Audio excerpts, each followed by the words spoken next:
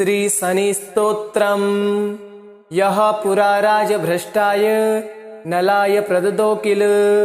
स्वप्रे सौरिः स्वयं मन्त्रं सर्वकामफलप्रदं क्रोडं नीलाञ्जनप्रख्यं नीलजीमूतसन्निभं छायामार्तण्डसम्भूतं नमस्यामि शनैश्चरम्। ॐ नमोऽर्कपुत्राय शनैश्चराय निहारवर्णाञ्जननीलकाय स्मृत्वा रहस्यं भुवि मानुस्त्वे फलप्रदो मे भव सूर्यपुत्र।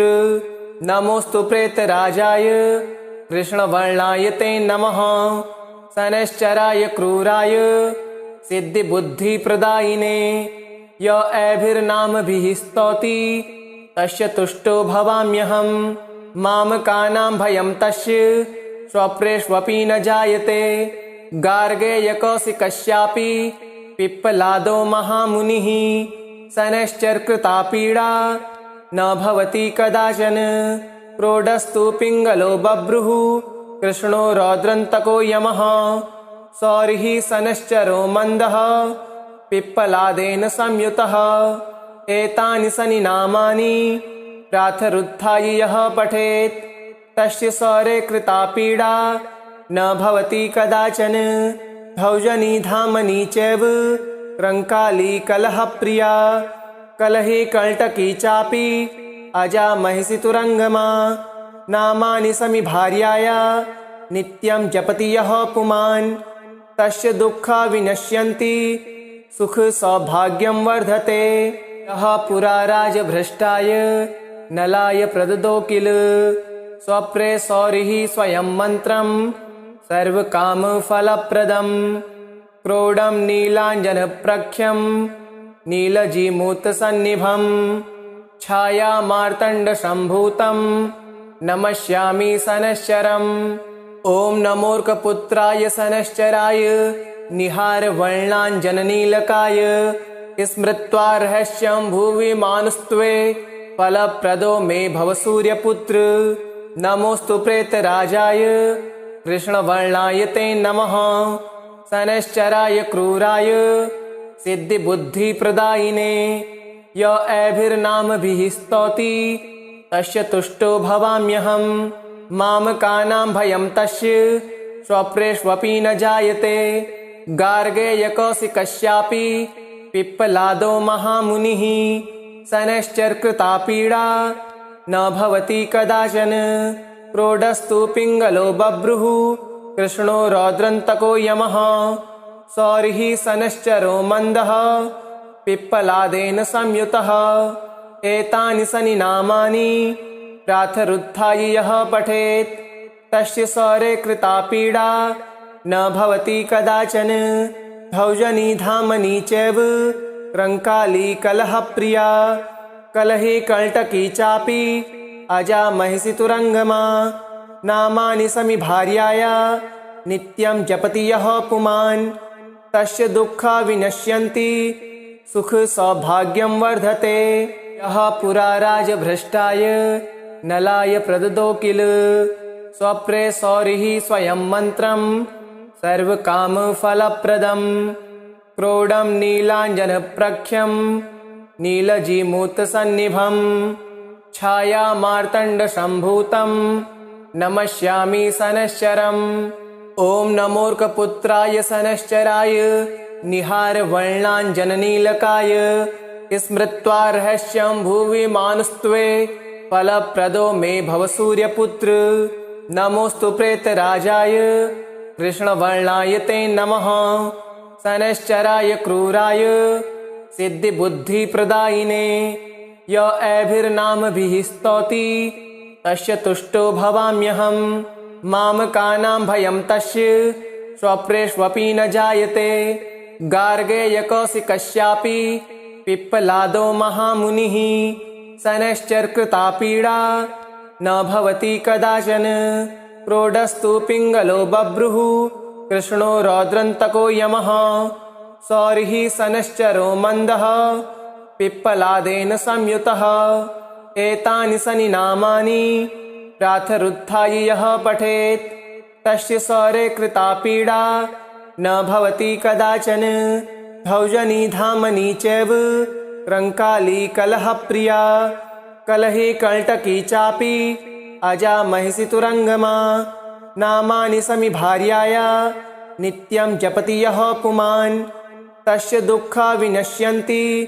सुख सौभाग्यं वर्धते यः पुरा राजभ्रष्टाय नलाय प्रददो किल स्वप्रे सौरिः स्वयं मन्त्रं सर्वकामफलप्रदं क्रोडं नीलाञ्जनप्रख्यं नीलजीमूतसन्निभं छायामार्तण्डसम्भूतं नमस्यामि शनैश्चरम् ॐ नमोऽर्कपुत्राय शनैश्चराय निहारवर्णाञ्जननीलकाय स्मृत्वा रहस्यं भुवि मानुस्त्वे फलप्रदो मे भव सूर्यपुत्र नमोऽस्तु प्रेतराजाय कृष्णवर्णाय ते नमः शनैश्चराय क्रूराय सिद्धिबुद्धिप्रदायिने य एभिर्नामभिः स्तौति तस्य तुष्टो भवाम्यहम् मामकानां भयं तस्य स्वप्रेष्वपि न जायते गार्गेयकौशिकस्यापि पिप्पलादो महामुनिः शनैश्चरकृता पीडा न भवति कदाचन प्रोढस्तु पिङ्गलो बभ्रुः कृष्णो रौद्रन्तको यमः सौरिः शनैश्चरो मन्दः पिप्पलादेन संयुतः एतानि शनिनामानि प्रातरुत्थाय यः पठेत् तस्य सौरे कृता पीडा न भवति कदाचन भौजनी धामनी चैव रङ्काली कलहप्रिया कलहे कल्टकी चापि अजा महिषि तुरङ्गमा नामानि समिभार्याया नित्यं जपति यः पुमान् तस्य दुःखा विनश्यन्ति सुख सौभाग्यं वर्धते यः पुरा राजभ्रष्टाय नलाय प्रददो किल स्वप्रे सौरिः स्वयं मन्त्रं सर्वकामफलप्रदं क्रोडं नीलाञ्जनप्रख्यं नीलजीमूतसन्निभं छायामार्तण्डसम्भूतं नमस्यामि शनैश्चरम् ॐ नमोऽर्कपुत्राय शनैश्चराय निहारवर्णाञ्जननीलकाय स्मृत्वा रहस्यं भुवि मानुस्त्वे फलप्रदो मे भव सूर्यपुत्र नमोऽस्तु प्रेतराजाय कृष्णवर्णाय ते नमः शनैश्चराय क्रूराय सिद्धिबुद्धिप्रदायिने य एभिर्नामभिः स्तौति तस्य तुष्टो भवाम्यहम् मामकानां भयं तस्य स्वप्रेष्वपि न जायते गार्गेयकौशिकस्यापि पिप्पलादो महामुनिः शनैश्चरकृता पीडा न भवति कदाचन प्रोढस्तु पिङ्गलो बभ्रुः कृष्णो रौद्रन्तको यमः सौरिः शनैश्चरो मन्दः पिप्पलादेन संयुतः एतानि शनिनामानि प्रातरुत्थाय यः पठेत् तस्य सौरे कृता पीडा न भवति कदाचन भौजनी धामनी चैव रङ्काली कलहप्रिया कलहे कल्टकी चापि अजा महिषि तुरङ्गमा नामानि समिभार्याया नित्यं जपति यः पुमान् तस्य दुःखा विनश्यन्ति सुख सौभाग्यं वर्धते यः पुरा राजभ्रष्टाय नलाय प्रददो किल स्वप्रे सौरिः स्वयं मन्त्रं सर्वकामफलप्रदं क्रोडं नीलाञ्जनप्रख्यं नीलजीमूतसन्निभं छायामार्तण्डसम्भूतं नमस्यामि शनैश्चरम् ॐ नमोऽर्कपुत्राय शनैश्चराय निहारवर्णाञ्जननीलकाय स्मृत्वा रहस्यं भुवि मानुस्त्वे फलप्रदो मे भव सूर्यपुत्र नमोऽस्तु प्रेतराजाय कृष्णवर्णाय ते नमः शनैश्चराय क्रूराय सिद्धिबुद्धिप्रदायिने य एभिर्नामभिः स्तौति तस्य तुष्टो भवाम्यहम् मामकानां भयं तस्य स्वप्रेष्वपि न जायते गार्गेयकौशिकस्यापि पिप्पलादो महामुनिः शनैश्चरकृता पीडा न भवति कदाचन प्रोढस्तु पिङ्गलो बभ्रुः कृष्णो रौद्रन्तको यमः सौरिः शनश्चरो मन्दः पिप्पलादेन संयुतः एतानि शनि नामानि प्रातरुत्थाय यः पठेत् तस्य सौरे कृता पीडा न भवति कदाचन भौजनी धामनी चैव रङ्काली कलहप्रिया कलहे कल्टकी चापि अजा महिषि तुरङ्गमा नामानि समिभार्याया नित्यं जपति यः पुमान् तस्य दुःखा विनश्यन्ति सुख सौभाग्यं वर्धते यः पुरा राजभ्रष्टाय नलाय प्रददो किल स्वप्रे सौरिः स्वयं मन्त्रं सर्वकामफलप्रदं क्रोडं नीलाञ्जनप्रख्यं नीलजीमूतसन्निभं छायामार्तण्डसम्भूतं नमस्यामि शनश्चरम् ॐ नमोऽर्कपुत्राय शनश्चराय निहारवर्णाञ्जननीलकाय स्मृत्वा रहस्यं भुवि मानुस्त्वे फलप्रदो मे भव सूर्यपुत्र नमोऽस्तु प्रेतराजाय कृष्णवर्णाय ते नमः शनश्चराय क्रूराय सिद्धिबुद्धिप्रदायिने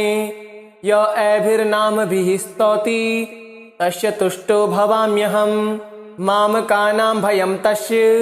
स्वप्रेष्वपि न जायते गार्गेयकौशिकस्यापि पिप्पलादो महामुनिः शनैश्चरकृता पीडा न भवति कदाचन प्रोढस्तु पिङ्गलो बभ्रुः कृष्णो रौद्रन्तको यमः सौरिः शनश्चरो मन्दः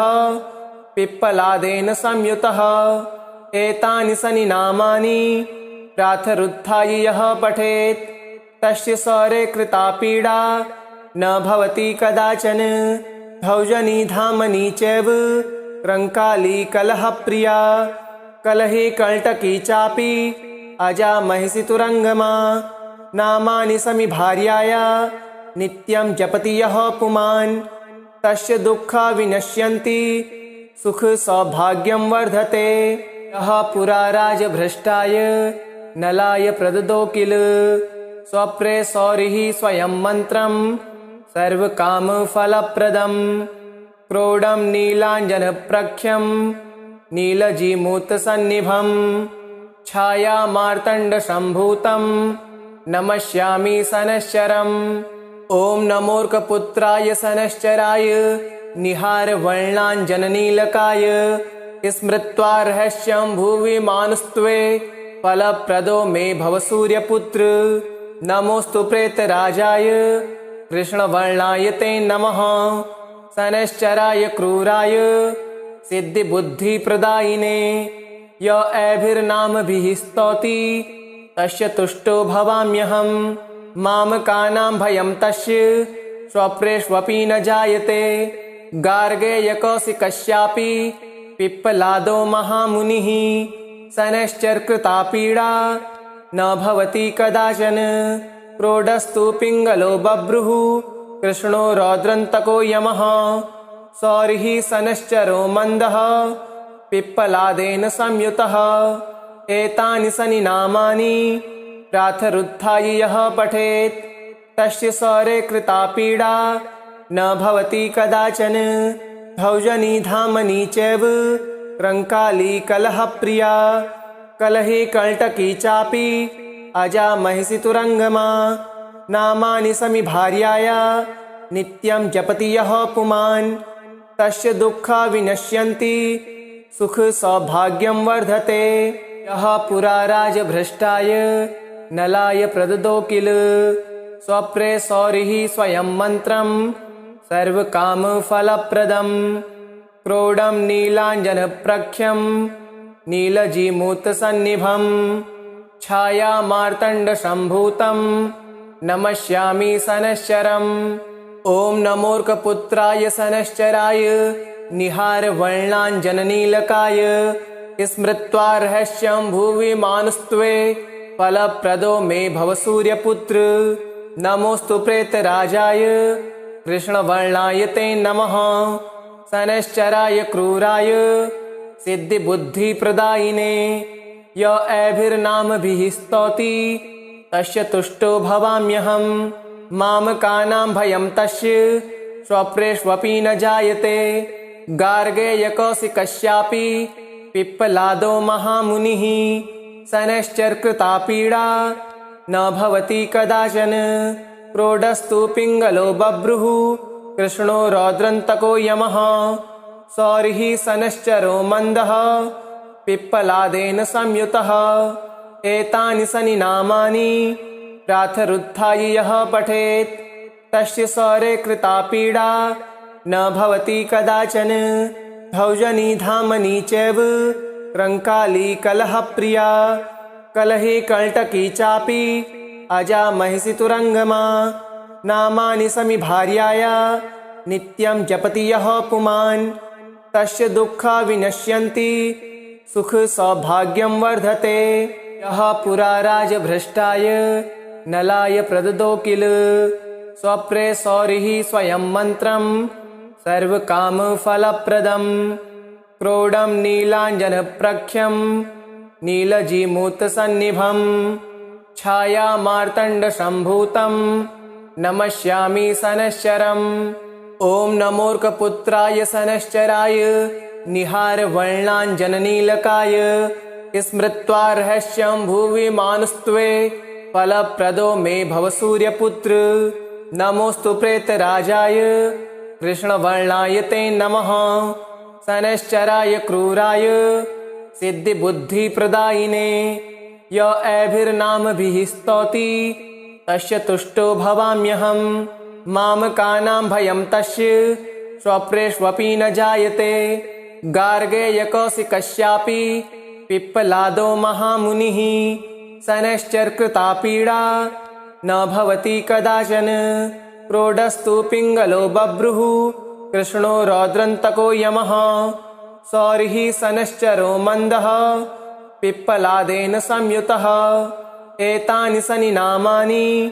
प्रातरुत्थाय यः पठेत् तस्य सौरे कृता पीडा न भवति कदाचन भौजनी धामनी चैव क्रङ्काली कलहप्रिया कलहे कल्टकी चापि अजा महिषी तुरङ्गमा नामानि समिभार्याया नित्यं जपति यः पुमान् तस्य दुःखा विनश्यन्ति